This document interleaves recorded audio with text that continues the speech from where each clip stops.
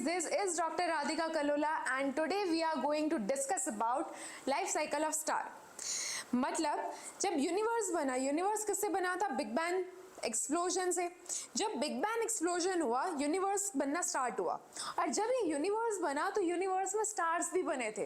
और ये स्टार्स के बहुत सारे डिफरेंट स्टेजेस होते हैं। जैसे ह्यूमंस के स्टेजेस होता है ना, जैसे ह्यूमन का बर्थ हुआ, आफ्टर बर्थ यहाँ पे चाइल्डहुड आता है, चाइल्डहुड के बाद एडोलेसेंस एज आएगा, आफ्टर एडोलेसेंस एडल्टहुड आएगा, देन ओल्ड एज आएगा एंड देन डेथ। उसी तरह स्टार्स में भी बहुत सारे स्टेजेस होते हैं। स्टार का बर्थ होना स्टार्ट होता है, उसके बाद बहुत सारे स्टेजेस होते हैं और लास्ट में स्टार की डेथ हो जाती है।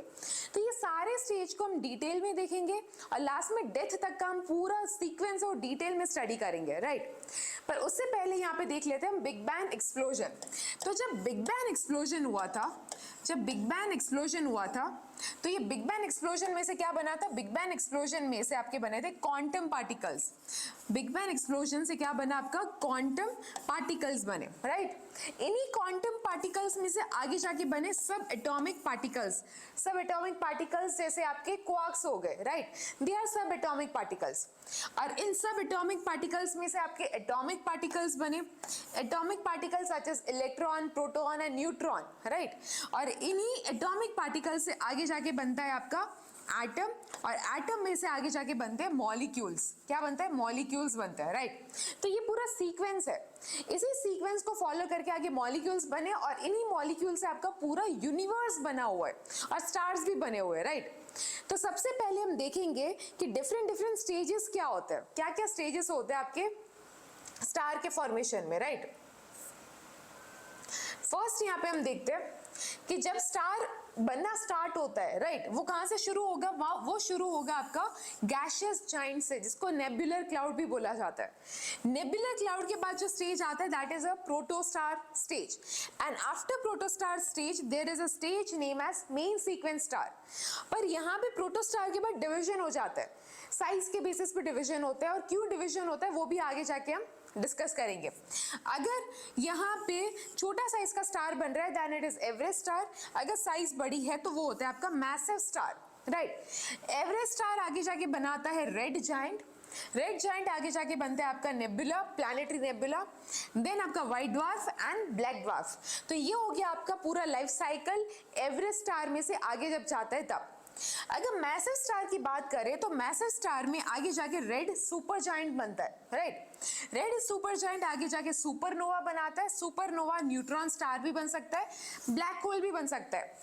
ये पॉसिबिलिटी को किसके बेसिस पे है? मतलब न्यूट्रॉन स्टार कब बनेगा, ब्लैक होल कब बनेगा, राइट। एवरेस्ट स्टार किसको बोलेंगे, मैसिव स्टार किसको बोलेंगे, ये जो डिवीजन हुआ वो हम आगे डिटेल में देखेंगे।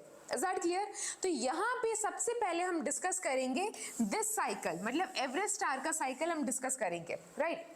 एवरेस्ट स्टार का अगर हम साइकिल डिस्कस करेंगे तो वो स्टार्ट होता है आपका नेबुलर क्लाउड से। किससे स्टार्ट होता है? ये नेबुलर क्लाउड से स्टार्ट होता है। तो ये जो नेबुलर क्लाउड है, क्या है ये? Nebular cloud, right. ये जो नेबुलर क्लाउड है ये गैसेस से बना है, राइट। बिग बैंग थ्योरी हो गया और बहुत सारे एटॉमिक पार्टिकल्स है। ये गैसेस में बहुत सारे एटॉमिक पार्टिकल्स है। एटॉमिक पार्टिकल्स माने इलेक्ट्रॉन हो गया, आपका प्रोटॉन हो गया और न्यूट्रॉन हो गया। ये एटॉमिक पार्टिकल का एक गैशियस क्लाउड है। क्या है ये? Gaseous cloud. Is that clear? मतलब यहाँ पे कुछ ऐसा मैसिव गैशियस क्लाउड है जिसके अंदर ये एटॉमिक पार्टिकल्स है। अगर ये गैशियस क्लाउड है तो बाहर से यहाँ पे फोर्स लग रहा है। क्या लग रहा है? फोर्स लग रहा है। और यहाँ पे फोर्स कौन सा लगेगा? यहाँ पे फोर्स लगेगा ग्रेविटेशनल फोर्स। कौन सा लगेगा? Gravitational force. ये ग्रेविटेशनल फोर्स एग्जर्ट हो रहा है। किस पे एग्जर्ट हो रहा है? नेबुलर क्लाउड पे। और नेबुलर क्लाउड के अंदर क्या है? इलेक्ट्रॉन हो गया आपका, प्रोटॉन हो गया एंड न्यूट्रॉन। आपका पूरा nebular cloud in atomic particle से बना हुआ है।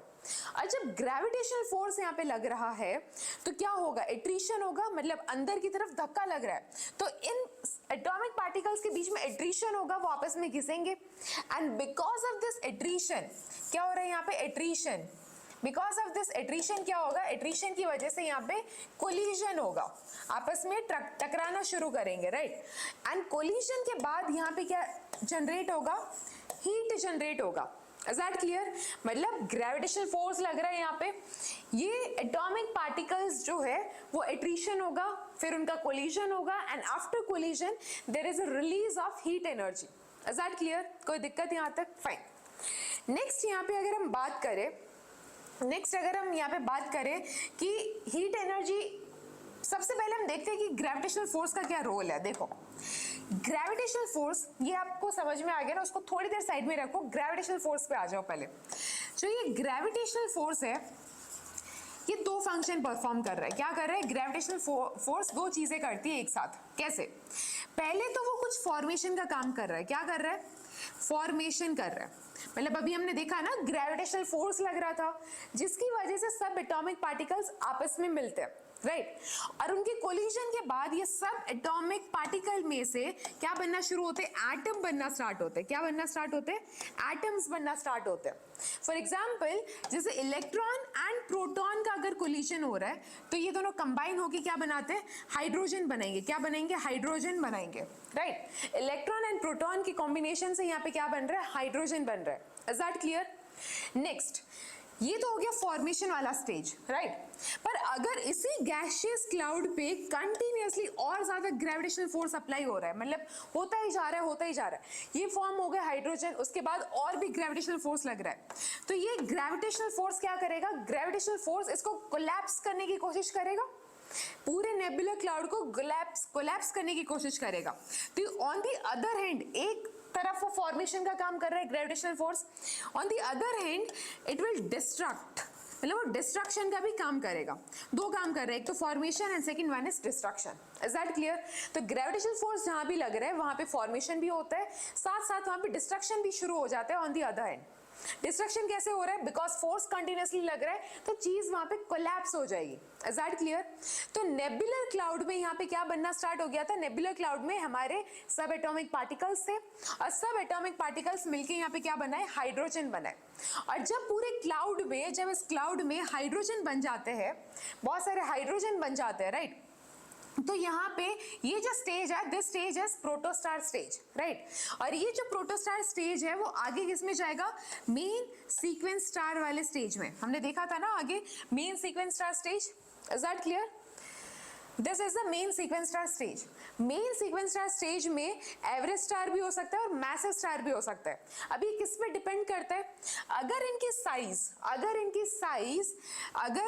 Size less than 10 time of sun हुई, मतलब सन से 10 गुना कम साइज है, तो वो होगा आपका एवरेज स्टार। बट अगर size more than 10 time of sun होता है तो उसे बोला जाता है आपका massive star. Is that clear? और ये नंबर्स किसने दिया, ये कंपैरिजन किसने दिया है? तो चंद्रशेखर करके एक साइंटिस्ट थे, इंडियन ओरिजिन साइंटिस्ट है। तो ये साइंटिस्ट ने यहाँ पे ये सन के साथ कंपेयर करके ये लिमिट दी है और इसको बोला जाता है चंद्रशेखर लिमिट। क्या बोला जाता है? Chandrashekhar limit. Is that clear? तो सबसे पहले अभी हम यहाँ पे देखेंगे कि आपके एवरेज स्टार के अंदर क्या हो रहा है, राइट? तो एवरेज स्टार में अभी क्या है? एवरेज स्टार में हाइड्रोजन प्रेजेंट है, ये हो गया आपका एवरेज स्टार। और ये एवरेज स्टार का हो गया कोर। कोर में क्या प्रेजेंट है? बहुत सारा hydrogen. Is that clear? Core में क्या प्रेजेंट है? हाइड्रोजन प्रेजेंट है। अगर ये हाइड्रोजन कोर में प्रेजेंट है, इस एवरेज स्टार में अभी भी क्या लग रहा है? बाहर से ग्रेविटेशनल फोर्स लग रहा है। क्या लग रहा है? Gravitational force. बिकॉज कोई भी चीज का अगर मास है उस पर क्या लगेगा? ग्रेविटेशनल फोर्स लगेगा। जब ये ग्रेविटेशनल फोर्स बाहर से लग रहा है तो ये एक्सर्ट कर रहा है, क्या फोर्स एक्सर्ट कर रहा है। और ये फोर्स किस पे आ रहा है? कोर पे भी आ रहा है, राइट? कोर पे भी आ रहा है ना, फोर्स एक्सर्ट हो रहा है, वो कोर पे भी आ रहा है। और जब ये फोर्स एक्सर्ट होता है तो यहाँ पे हीट जनरेट होती है, राइट? और ये हीट यहाँ पे कोर में around 10 to 15 million degree Celsius हो जाता है, 10 to 15 मिलियन डिग्री सेल्सियस। और जब यहाँ पे 10 to 15 million degree Celsius generate हो गया हीट, उस टाइम पे हाइड्रोजन और हाइड्रोजन का फ्यूजन होता है। क्या होता है यहाँ पे? Fusion reaction, nuclear fusion reaction start होता है। सबको पता है सन के कोर में न्यूक्लियर फ्यूजन होता है और ये फ्यूजन रिएक्शन होने के लिए हीट एनर्जी चाहिए। वो हीट एनर्जी कहाँ से आ रहा है?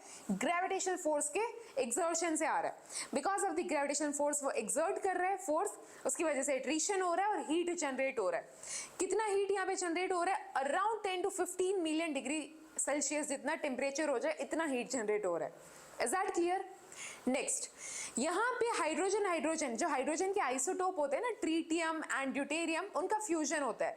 ड्यूटेरियम एंड ट्रीटियम, इनका फ्यूजन हो रहा है, उनका न्यूक्लियर फ्यूजन हो रहा है।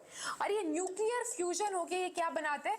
हीलियम बनाते हैं। क्या बनाते हैं? ये हीलियम बनाते हैं, राइट।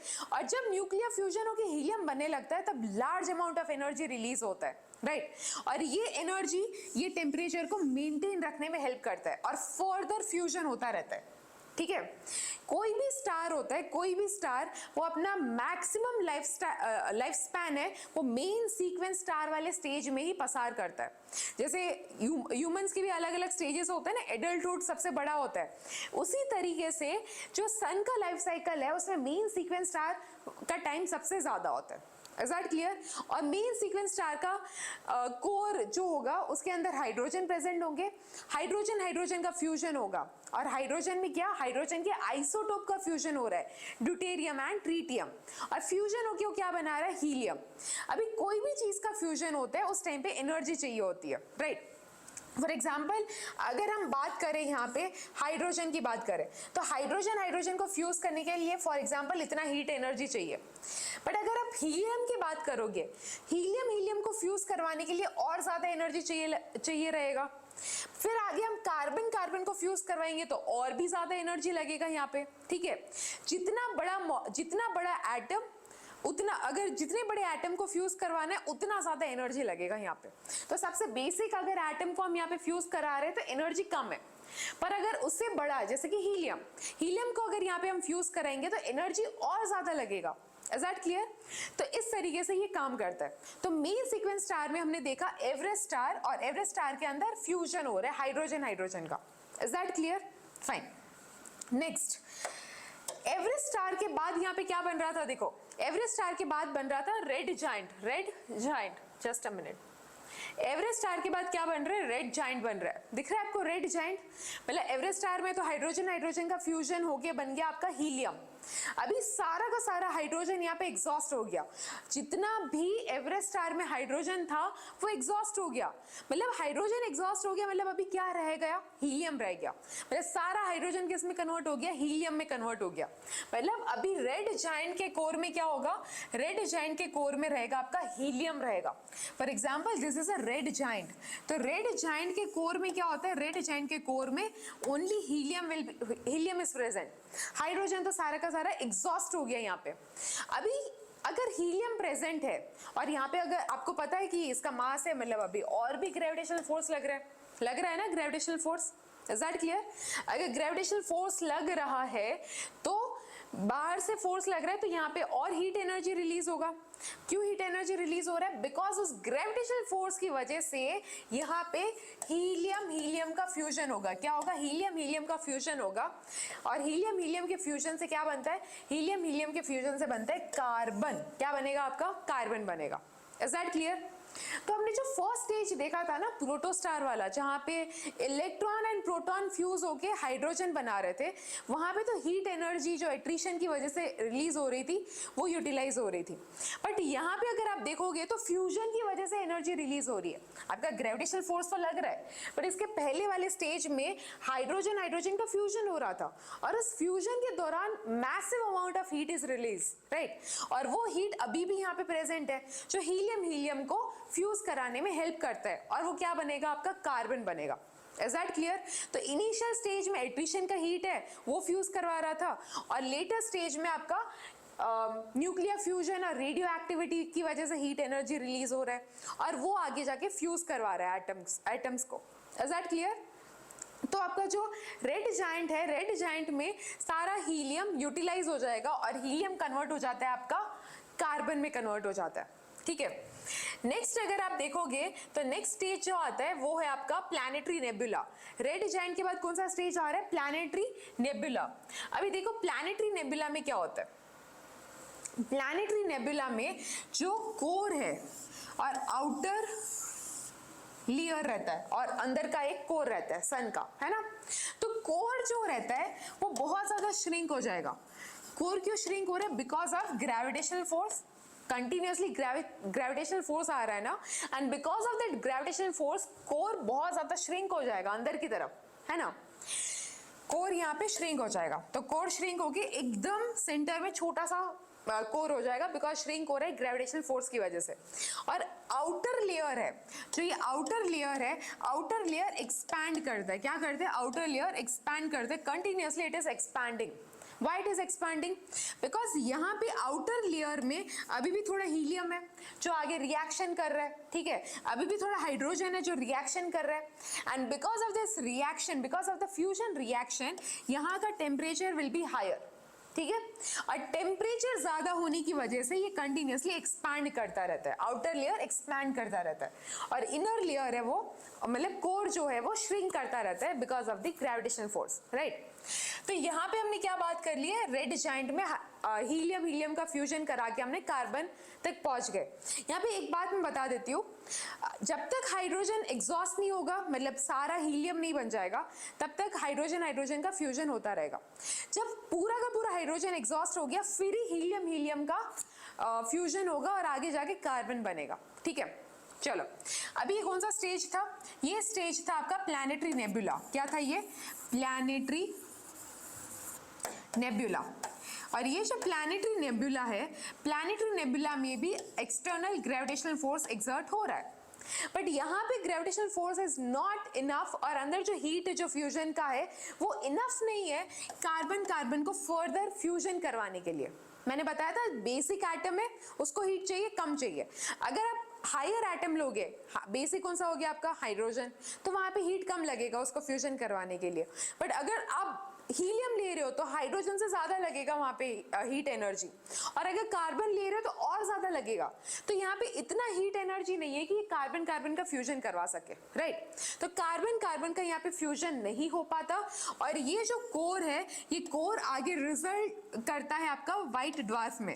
कोर में से क्या बनता है, व्हाइट ड्वार्फ बनता है, ठीक है, कोर में से क्या बनता है, व्हाइट ड्वार्फ। और ये जो आउटर लेयर था वो गैशियस नेबुला में कन्वर्ट हो जाता है बिकॉज ऑफ द एक्सपांशन, वो एक्सपांड होके वो नेबुला में कन्वर्ट हो जाता है। बट जो इनर कोर है वो क्या बन जाता है आपका, व्हाइट ड्वार्फ बन जाता है, राइट। अभी व्हाइट ड्वार्फ में देखो एक स्टोरी, व्हाइट ड्वार्फ किससे बना हुआ है, कोर से बना हुआ है, मतलब जो आपका प्लैनेटरी नेबुला का कोर था ना उसी से बना था। और प्लैनेटरी नेबुला के कोर में क्या है, कार्बन कार्बन कार्बन कार्बन, बहुत सारे कार्बन एटम। अगर हम एक कार्बन एटम को यहाँ पे उठा के देखें तो कार्बन एटम कैसा होगा, कार्बन एटम के सेंटर में रहेगा न्यूक्लियस, और वो न्यूक्लियस में होगा आपका न्यूट्रॉन एंड प्रोटॉन, राइट। और आजू बाजू उसकी ऑर्बिट में होंगे इलेक्ट्रॉन ऑर्बिट करेंगे, राइट। आजू बाजू ऑर्बिट है जिसमें इलेक्ट्रॉन ऑर्बिट कर रहे हैं, ऐसा कुछ स्ट्रक्चर होता है ना एटम का, कार्बन का भी कुछ ऐसा स्ट्रक्चर है। अभी भी यहाँ पे ग्रेविटेशनल फोर्स लग रहा है, क्या लग रहा है, अभी भी ग्रेविटेशनल फोर्स लग रहा है। बट यहाँ पे क्या हो रहा है, ग्रेविटेशनल फोर्स किस पे लग रहा है, अल्टीमेटली एटम पे लग रहा है, बोल सकते हैं ना, क्योंकि कार्बन ही है। तो हम एक एटम को उठा के देखते हैं कि ग्रेविटेशनल फोर्स जब इस पे लग रहा है तो क्या होता है, ठीक है। जब ग्रेविटेशनल फोर्स इस पे लगता है तो आउटर लेयर्स में क्या है, आउटर ऑर्बिट में क्या इलेक्ट्रॉन्स है, और दो इलेक्ट्रॉन में कौन सा चार्ज है यहाँ पे, नेगेटिव चार्ज, मतलब सेम चार्ज है। और सेम चार्ज हमेशा क्या करते हैं, रिपल करते हैं, क्या करते हैं वो, रिपल करता है। और जब सेम चार्ज यहाँ पे रिपेल कर रहा है तो यहाँ पे एक फोर्स लगता है इन दोनों के बीच में, वो है इलेक्ट्रोमैग्नेटिक रिपल्सिव फोर्स। कौन सा लगेगा, इलेक्ट्रोमैग्नेटिक रिपल्सिव फोर्स। इलेक्ट्रोमैग्नेटिक क्यों, क्योंकि चार्ज की वजह से कुछ फोर्स है, और कौन सा फोर्स है, रिपल्सिव फोर्स है। Is that clear. तो ये इलेक्ट्रोमैग्नेटिक रिपल्सिव फोर्स है वो ग्रेटर है as compare to gravitational force. मतलब ग्रेविटेशनल फोर्स इतना ज्यादा नहीं है कि वो इन दोनों एटम को इन दोनों इलेक्ट्रॉन को न्यूक्लियस के अंदर डाल दे, राइट। यहाँ पे ये रेजिस्ट करता है, इलेक्ट्रॉन रेजिस्ट कर रहा है, क्यों, बिकॉज इलेक्ट्रोमैग्नेटिक फोर्स ज्यादा है एज कंपेयर टू आपका ग्रेविटेशनल फोर्स। तो आपका ये इंटैक्ट ऐसा का ऐसा रह रहा है क्योंकि यहाँ पे रिपल्सिव फोर्स लग रहा है, ठीक है। तो ये कोलैप्स नहीं हो रहा, और ये कोलैप्स नहीं हो रहा तो ये स्टेज कौन सा है, व्हाइट ड्वार्फ। क्या है, व्हाइट ड्वार्फ। तो व्हाइट ड्वार्फ में कुछ ये चीजें हो रही है। और ये व्हाइट ड्वार्फ क्यों बोला गया, बिकॉज यहाँ से लाइट एमिट हो रही है because of the heat energy, इसलिए इसको बोला जाता है व्हाइट ड्वार्फ। लेटर ऑन जब ये लाइट एमिट करना बंद कर देगा, इसमें एनर्जी खत्म हो जाएगा, तो ये कन्वर्ट हो जाएगा आपका ब्लैक ड्वार्फ में। Is that clear. तो ये हमने देख लिया एक साइकिल, पूरा का पूरा एक साइकिल हमने कंप्लीट कर लिया। देखो आपको दिख रहा है ना, हमने पहले देखा था गैशियस नेबुला, उससे प्रोटोस्टार बना दिया, प्रोटोस्टार से हमने बनाया यहाँ पे क्या बनाया, एवरेस्ट स्टार, एवरेस्ट स्टार से हमने बनाया रेड जायंट, रेड जायंट के बाद प्लैनेटरी नेबुला, प्लैनेटरी नेबुला के बाद white dwarf, then black dwarf. और कैसे बन रहा है, इसके अंदर क्या हो रहा है, सब कुछ देख लिया, राइट। अब नीचे आ जाओ, नीचे प्रोटोस्टार के बाद अगर मोर देन 10 टाइम ऑफ सन है इसका साइज, तो वो स्टार क्या कहलाएगा, यहाँ पे मैसिव स्टार। मैसिव स्टार और एवरेस्ट स्टार के अंदर सेम प्रोसेस हो रही है, उसमें भी हाइड्रोजन हाइड्रोजन फ्यूजन हो रहा था, यहाँ पे भी हाइड्रोजन हाइड्रोजन का फ्यूजन होगा और हीलियम बनेगा, राइट। और एनर्जी कहाँ से आ रही है ये फ्यूजन के लिए, तो ये फ्यूजन होने के टाइम पे एनर्जी रिलीज होता है प्लस रेडियो एक्टिविटी, इन दोनों की वजह से एनर्जी आ रहा है और कंटिन्यूअसली यहाँ पे हाइड्रोजन हाइड्रोजन का फ्यूजन हो रहा है, और हाइड्रोजन हाइड्रोजन का फ्यूजन होकर क्या बनता है, हीलियम बनता रहता है। डन। जब तक हाइड्रोजन है, जब तक हाइड्रोजन एग्जॉस्ट नहीं हो जाता, तब तक वो हीलियम बनाता रहेगा, राइट। और जब हाइड्रोजन एग्जॉस्ट हो गया और हीलियम ही बचा है, अभी यहाँ पे क्या बचा है, सिर्फ हीलियम, मतलब रेड सुपर जायंट के कोर में अब सिर्फ हीलियम बचा है, तो यहाँ पे हीलियम हीलियम के बीच में क्या होगा, फ्यूजन होगा। और हीलियम हीलियम का फ्यूजन होने के बाद, मतलब 3 हीलियम का अगर फ्यूजन हो रहा है तो कार्बन बनता है, क्या बनता है, यहाँ पे कार्बन बनेगा। 3 हीलियम का अगर फ्यूजन होता है तो कार्बन बनता है। Is that clear, very easy, fine. Next, मतलब ये जो स्टेज है वो कॉमन है, अंदर जो चीजें हो रही है इसमें भी सेम हो रही है, इसमें भी सेम हो रही है, यहाँ एवरेस्ट स्टार में जो हो रहा था वही का वही यहाँ पे मैसिव स्टार में हो रहा है, बस साइज डिफरेंस है, राइट। यहाँ पे कुछ अलग हो रहा है, जो नेबुला, प्लैनेटरी नेबुला में कार्बन कार्बन का फ्यूजन नहीं हो पा रहा था, क्या नहीं हो पा रहा था, कार्बन कार्बन का फ्यूजन नहीं हो पा रहा था। बट अगर आप बात करोगे सुपरनोवा की, अगर आप बात करोगे सुपरनोवा की, तो सुपरनोवा में कार्बन कार्बन का फ्यूजन हो जाता है, क्या हो जाता है, कार्बन कार्बन का फ्यूजन हो जाता है। देखो कैसे हो रहा है, अभी कार्बन कार्बन का यहाँ पे फ्यूजन हो जाता है, ठीक है।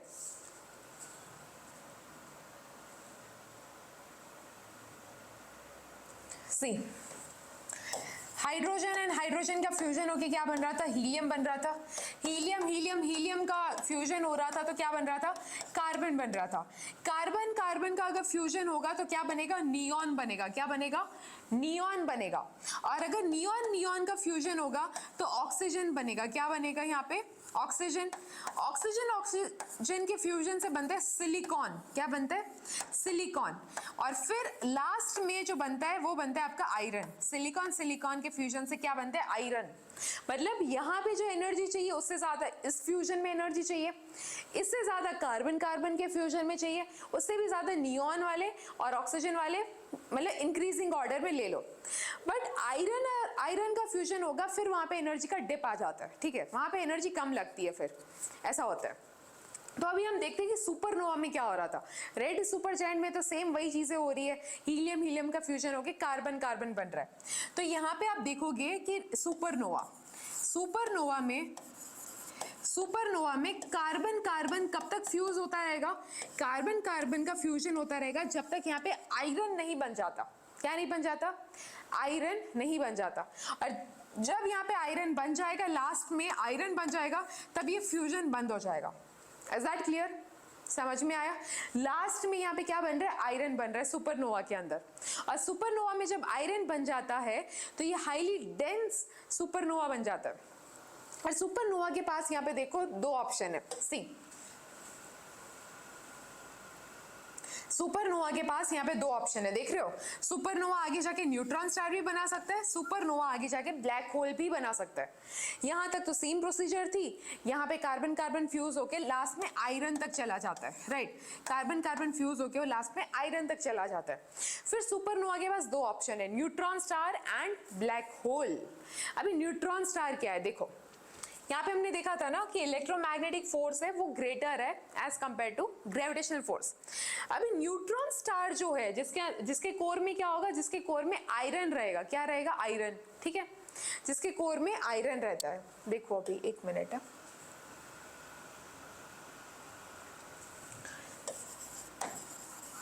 न्यूट्रॉन स्टार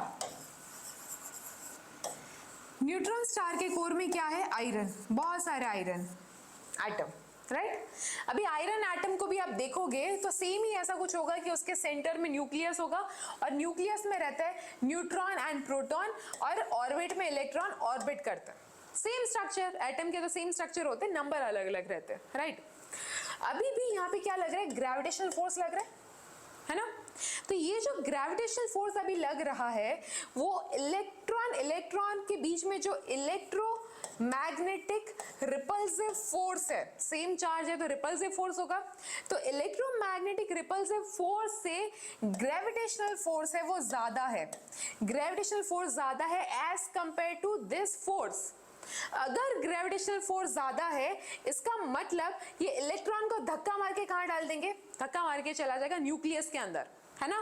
और न्यूक्लियस में क्या है, न्यूक्लियस के अंदर प्रोटॉन है पॉजिटिव चार्ज वाला, तो इलेक्ट्रॉन एंड प्रोटॉन मिलके क्या बनाएंगे, न्यूट्रॉन्स बना देंगे। क्या बना देंगे, न्यूट्रॉन बना देंगे, ठीक है। तो न्यूट्रॉन के अंदर न्यूट्रॉन्स ही होते हैं और कुछ भी नहीं होता है। और न्यूट्रॉन कैसे बन रहा है, प्रोटॉन एंड इलेक्ट्रॉन के कॉम्बिनेशन से बन रहा है। और वो क्यों हो रहा है, because electromagnetic force is less than the gravitational force. Gravitational force इतना ज्यादा है कि उसको धक्का मार के उसने न्यूक्लियस के अंदर डाल दिया, किसको, इलेक्ट्रॉन को, और वो क्या बन गया, न्यूट्रॉन। और ये जो न्यूट्रॉन है इसका density is very high, density is very high and volume होता है वो बहुत कम होता है, ठीक है। अगर 1 स्पून न्यूट्रॉन आपने लिया ना तो उसमें पूरा का पूरा इंडिया आ जाएगा, ठीक है। इतना हेवी रहता है, इतना इसका डेंसिटी हाई रहता है। Is that clear. चलो नेक्स्ट देखो यहाँ पे ब्लैक होल। नेक्स्ट स्टेज देखो यहाँ पे ब्लैक होल, ठीक है। ब्लैक होल में क्या होता है, ब्लैक होल में पूरा का पूरा कोलैप्स होके वो एक पॉइंट पे चला जाता है। यहाँ पे हमने देखा था ना, न्यूट्रॉन स्टार पूरा न्यूक्लियस के अंदर चला गया, मतलब न्यूक्लियस जितना साइज होगा। यहाँ पे तो एक सिंगल एक पॉइंट पे पूरा का पूरा स्टार कोलैप्स हो जाता है। तो इस पॉइंट को बोला जाता है सिंगुलैरिटी। क्या बोलते हैं, सिंगुलैरिटी, राइट। और ये जो सिंगुलैरिटी होता है उसमें volume is nearly zero, volume 0 के बराबर होगा और इसका डेंसिटी इज नियरली इनफाइनाइट, इतना हाईली डेंस होगा, राइट। Is that clear. तो ये इसे बोला जाता है यहाँ पे ब्लैक होल। डन। अभी न्यूट्रॉन स्टार में से भी दो चीजें, मतलब 2 टाइप के न्यूट्रॉन स्टार होते हैं, वन इज पल्सर्स, ठीक है, और दूसरा इज मैग्नेटार्स, ठीक है। तो पल्सर्स क्या होते हैं, मैग्नेटार्स क्या होते हैं। अगर न्यूट्रॉन स्टार के आसपास बहुत ही हेवी मैग्नेटिक फील्ड है, बहुत ज्यादा मैग्नेटिक फील्ड है, ठीक है, 100 टाइम ऑफ द सन, इतना मैग्नेटिक फील्ड है तो उसे बोला जाता है मैग्नेटार्स, ठीक है। और अगर यहाँ से मतलब वो रोटेटिंग है, न्यूट्रॉन स्टार अगर रोटेटिंग है और इलेक्ट्रोमैग्नेटिक रेडिएशंस निकल रहे हैं, उसमें से पल्सेस निकल रहे हैं, इलेक्ट्रोमैग्नेटिक पल्सेस निकल रहे हैं, तो उसे पल्सार्स बोला जाता है। इज दैट क्लियर, कोई दिक्कत यहाँ तक, फाइन।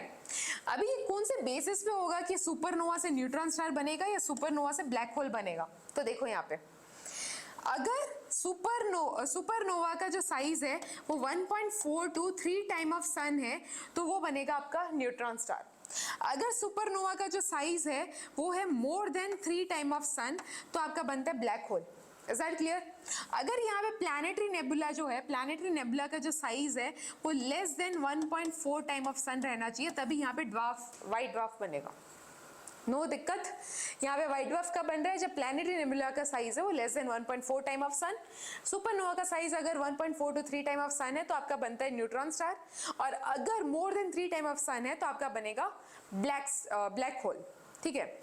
ये हो गया आपका life cycle of star.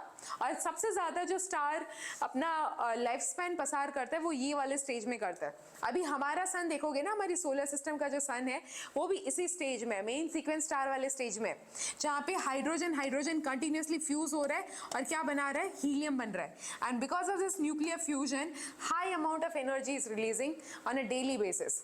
Is that clear. तो ये हो गया हमारा पूरा लाइफ साइकिल ऑफ स्टार खत्म। Thank you and have a nice day.